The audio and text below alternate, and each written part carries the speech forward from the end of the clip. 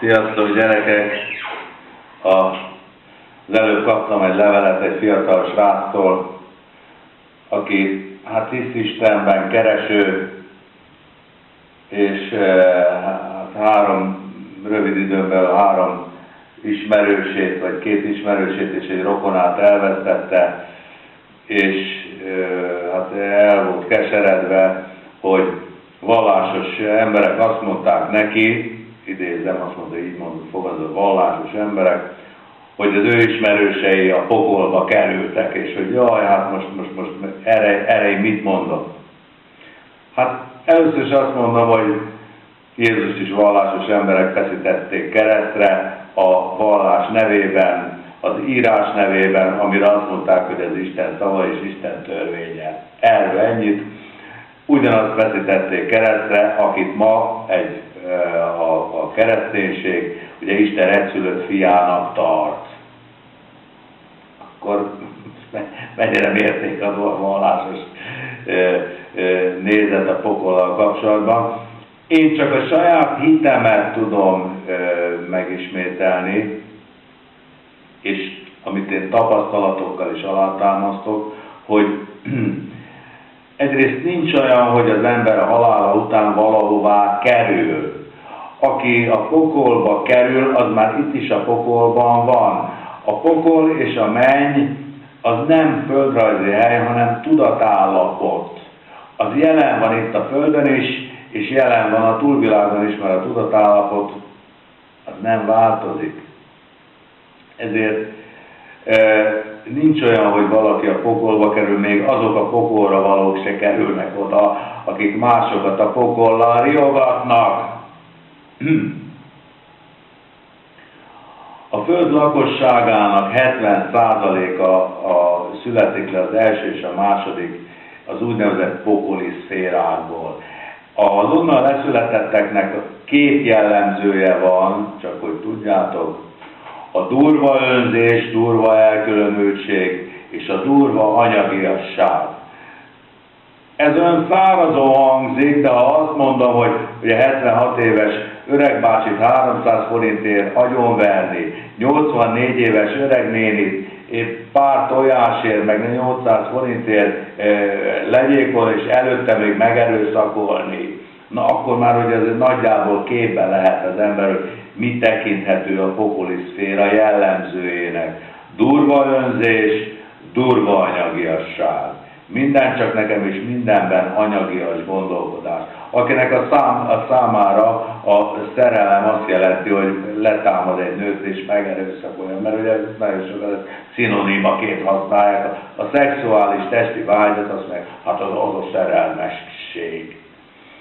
Na, tehát, hogy eloszlassuk a kételyeket, nincs olyan, hogy valaki itt nincs a pokolban, itt élünk a földi dimenzió, és aztán a pokolba kerülünk.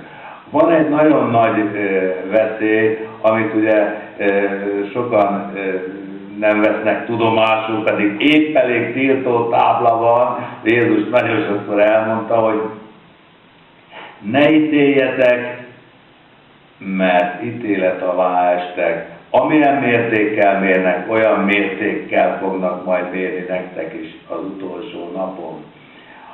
Az lehetséges, hogy aki nagyon erősen ítélkezik és nagyon erős elfojtással bír, az az önmaga fölötti ítélkezést ugye el tudja folytani egy életen keresztül. Minden, ami rossz, azt erőteljesen kivetít magából, projekció, minden, ami jó, azt magának tulajdonít, a külvilág a rossz, ő a jó, ugye sajnos erre a nagyon sok vallásos gyakorlat, nem a vallások ősi iratai, hanem azoknak a mai félremagyarázásai és rátapadt függelékei alkalmasak, és ugye ezek az emberek az életük során azt az önszabályozó rendszert, amit az hoz, hogyha a világ fölött ítélkezem, akkor önmagam fölött is ítélkeznem kell, ezt elfolytják. És sajnos A világ rendje az nagyon igazságos, nem lehet elspórolni semmit. Amikor eljön az utolsó perc, és ugye elkezdődik az életfilm, akkor sajnos amiket elspóroltunk, vagy meg akartunk spórolni, vagy el akartunk kerülni ítélkezéseket, azokat akkor megejtjük önmagunk fölött.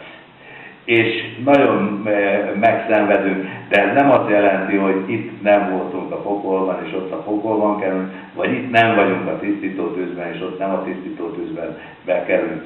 A durva önzés és durva anyagolyásságon kívüli emberek, tehát az első-második szférán kívüli emberek, a föld lakosságának 30%-a pedig a harmadik-negyedik szférában, azaz a tisztítótűzi szférából van. Onnan való a srác, onnan valók az elmúlt ismerősei, onnan valók a vallásosok is egyébként, akiket, hát ugye viccesen azt mondta, hogy pokolra való. Na most azért mondtam rájuk, hogy pokolra valók, mert félelmet keltenek Isten és ember között. Pedig, hogyha egy kicsit nyitott szemmel lapozgatnák és nyálazgatnák azt a Bibliát, amit annyira bálványoznak és annyira Isten szavának írnak, akkor egy érdekes dolgot találhatnak meg benne. Ugye mi a legtöbbször olyan jámbor, szép, tiszteletre méltó dolognak tartjuk, hogyha valakire azt mondja, hogy istenfélő ember. Pedig ha belegondoltok, gyerekek, a félelem az nem egy olyan nagyon frankó dolog. Nem jó dolog félni. Se konkrét dologtól, se bizonytalan dologtól. Na most ugye, mi azt hiszük legtöbbször a köznyelvben azt mondjuk, hogy szeretet, gyűlölet. A szeretetnek a gyűlöletet tesszük az ellentéteként, vagy ellentét párjaként, pedig ha belegondolunk, vagy nem a gyűlölet az ellentét párja a szeretetnek, vagy pedig a szeretetnek van egy másik ellentét párja is. Ez a félelem. Gondold végig az ismerőseidet, gondold végig az emberi kapcsolataidat, és egy másodperc alatt rájössz, hogy akit szeretek, attól nem tudok félni. Akitől félek, azt nem tudom szeretni. Tehát a szeretet és a félelem az egymást kizáró tényező. Ezért aki az Istentől való félelmet gerjeszti az emberekben, az az Isten iránti szeretetet rombolja, és Isten és ember közé konkolytít mérget. Gyerekek! Ugye János első levele, amit érdekes véletlenként ugye benne maradt az Új Szövetségben, nem írdalódott ki, az nagyon szépen ragozza, hogy a szeretet és a félelem ameddig félelem van az emberben, addig nem tölthette be a szeretet, és a szeretet az teljesen kizárja a félelmet. Így fogalmaz szó szerint. Na most ugye a nagy Biblia imádók szerint ez Isten szava, akkor miért keltünk félelmet? Miért kéne félni Istentől? Aki ráadásul az atyánk, miért kéne félnünk tőle? Tehát ez egy rettenetes dolog, eltávolítja az embereket, és semmi értelme félni. Se Istentől, se mástól, mert minden és mindenki egy. Tehát gyerekek,